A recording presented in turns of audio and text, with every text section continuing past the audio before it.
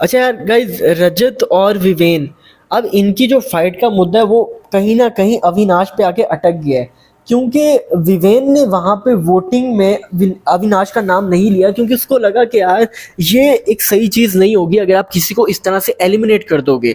अगर आप उसको जेल में डालते हो तो वो फिर भी ठीक चीज है, बट वहां पे ज्यादातर लोग इस चीज के हक में थे। इवन चाहत भी, जो कि बाद में बहुत अच्छी बन रही थी, कि ये सूटकेस क्यों उठा रहे हो रजत जी, आप ऐसे नहीं कर सकते। तो मैडम, आपने भी वहां पे अविनाश को एलिमिनेट करने के लिए ही अपना हाथ खड़ा किया था। आप चाहती तो कहती कि जेल में डाल देते।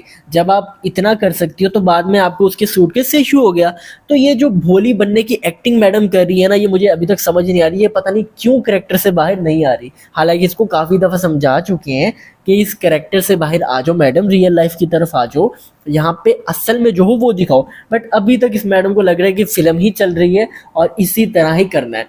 अब यार देखो, विवेन और रजत की जो फाइट है उसका मेन मुद्दा ही अविनाश बन रहा है, क्योंकि अविनाश है इस वक्त जेल में।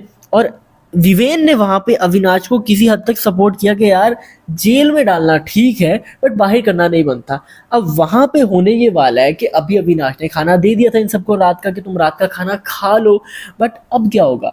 अब यह कल पे आके फिर से मामले छिड़ेंगे जहां पे अविनाश कहेगा कि भाई मेरे पास आओ, मुझे आके वैलिड रीजन दो और वहां पे आके मुझसे माफी मांगो, या वो अपनी शर्तें मनवाना चाहता है। बट वहां पे हम ये देखेंगे कि भाई रजत भी शर्तें नहीं मानेगा, करण भी नहीं मानेगा। ये लोग कहेंगे कि भाई हम तेरी बात नहीं मानने वाले, तू जो करना है कर ले। और वहां पे आके फिर रजत कहेगा कि भाई खाना नहीं बनेगा, अगर तू हम लोगों को भूखा रखना चाहता है तो तेरी दोस्तें भी साथ में रहेंगी भूखी।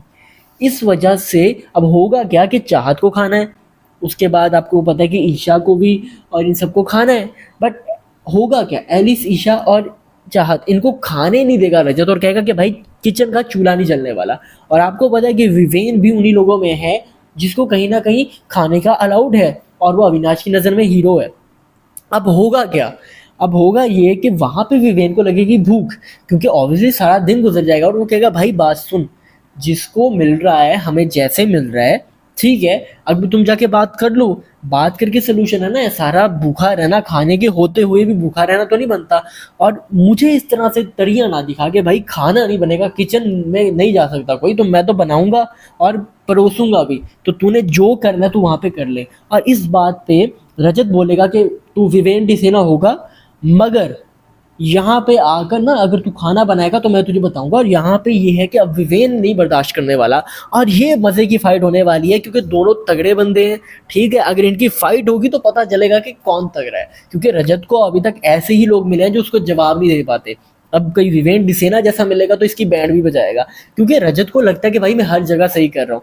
भाई साहब, हर जगह आप सही नहीं हो सकते, और आप अपना भी लहजा देखो। आप एक उंगली उठाने पे इतनी बहस कर सकते हो, तो जब आप पे आएगी तो आपका रिएक्शन देखना पड़ेगा कि अब आपको क्या पड़ता है। बाकी भाई साहब, मैं तो सलमान वर्सेस रजत के मूड में हूँ कि भाई साहब जब रजत को पेला जाएगा सलमान खान की दोबारा तो कितना मजा आएगा, क्योंकि भाई ये फाइट बहुत मजे की होने वाली है। बाकी आपको क्या लगता है मुझे कमेंट